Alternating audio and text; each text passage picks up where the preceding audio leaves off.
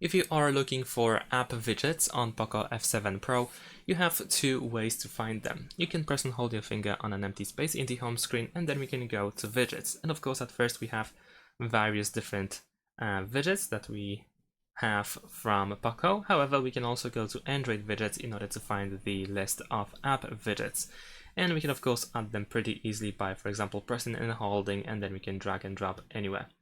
Now, the second way to add a widget, let me actually remove this one.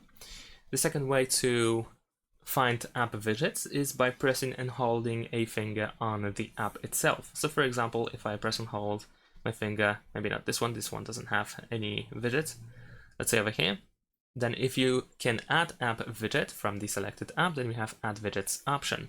And then you can go over here in order to add a widget, some sort of. So let's also try if we can get it from the app drawer, and unfortunately no, so I'm gonna add the YouTube app over here, and there we go, we have add widgets. And as you can see, we have different widgets that we can add to the home screen. So we can press and hold, for example, in order to drop it anywhere. So that's about it. Thanks for watching, leave a like and subscribe to my channel, and see you in my next videos. Bye!